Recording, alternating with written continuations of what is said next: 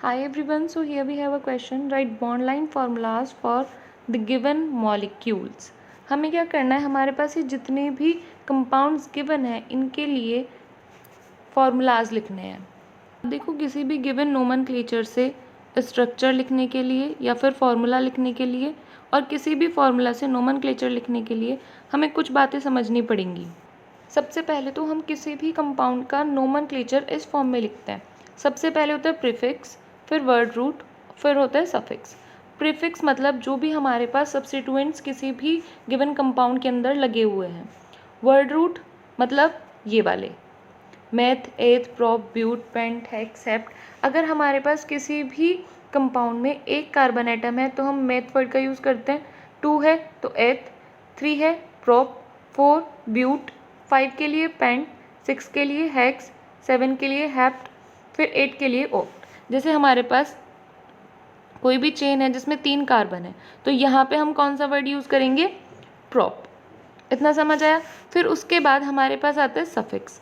Suffix मतलब हमारे पास कोई भी फंक्शनल ग्रुप होगा या फिर एन, इन या फिर आइन. अगर हमारे पास स्ट्रक्चर में सिंगल बॉन्ड गिवन है तो हम एन वर्ड यूज़ करते हैं. डबल बॉन्ड है इन यूज़ करते हैं. ट्रिपल बॉन्ड है तो आइन यूज़ करते हैं. इतना समझ आया. इसके अलावा अगर हमारे पास कोई फंक्शनल ग्रुप गिवन होगा फिर क्या होगा? तो फिर हम ये वाले सफिक्स यूज़ करेंगे. जैसे अगर हमारे पास OH है, OH में पता है क्या होता है? अल्कोहल, तो OL यूज़ करेंगे.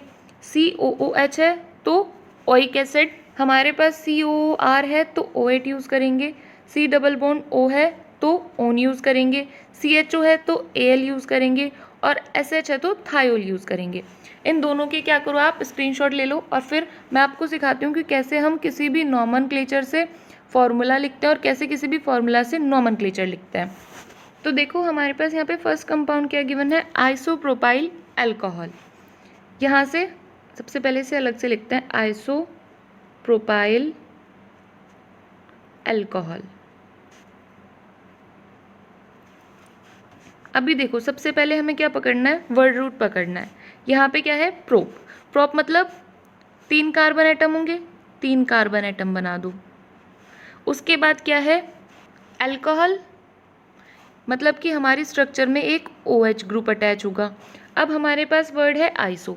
आइसो का मतलब ऐसे होता है अगर हमारे पास किसी कार्बन से 2 CH3 ग्रुप अटैच हैं तो हम यहाँ से नंबरिंग करते हैं 1 2 3. ऐसे हमारे पास जो भी स्ट्रक्चर होगी वहाँ पे हम क्या वर्ड यूज़ करते हैं? आइसो. अभी देखो इस वाले कार्बन की भी हमारे पास वैलेंसी कंप्लीट हो गई, इस वाले कार्बन की भी. तो हम OH कहाँ अटैच करेंगे? इस वाले कार्बन एटम के पास. तो ये तो हो गई हमारे पास open structure. Bond line structure अगर हमें बनानी होगी तो हम कैसे बनाएंगे? ऐसे. अगर आपको बॉन्ड लाइन स्ट्रक्चर से ओपन स्ट्रक्चर और ओपन स्ट्रक्चर से बॉन्ड लाइन स्ट्रक्चर बनानी सीखनी है तो आपके पास लिंक गिवन है, आप यहाँ से सीख सकते हैं. इस वाले स्ट्रक्चर में फिर से बता देती हूँ आपको एक बारी. ये जो CH3 है हमने ये वाला टर्मिनल लिया.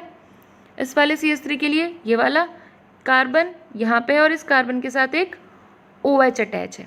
तो हमारे पास आइसोप्रोपाइल अल्कोहल की स्ट्रक्चर कैसी होगी? ऐसी.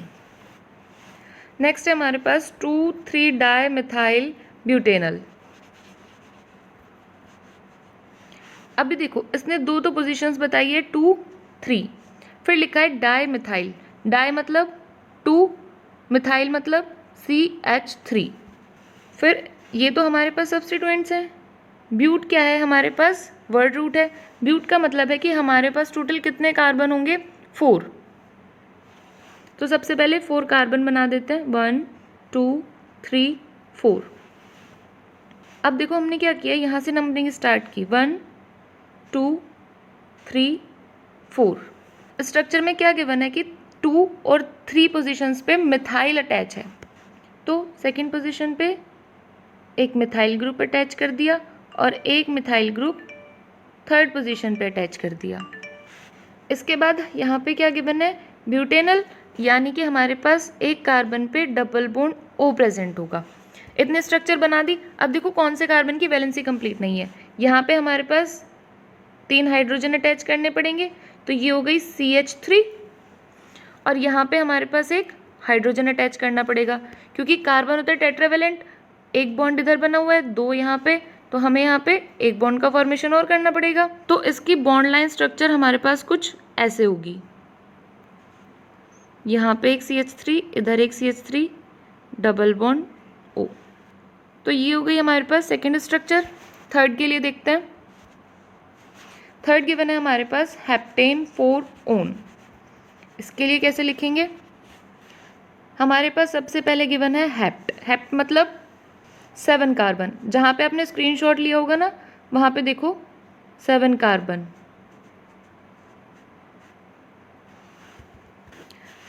अब इनकी नंबरिंग करते हैं 1 2 3। आप किधर से भी नंबरिंग कर सकते हो, क्योंकि दोनों तरफ से हमारे पास सेम चेन है, 6 7।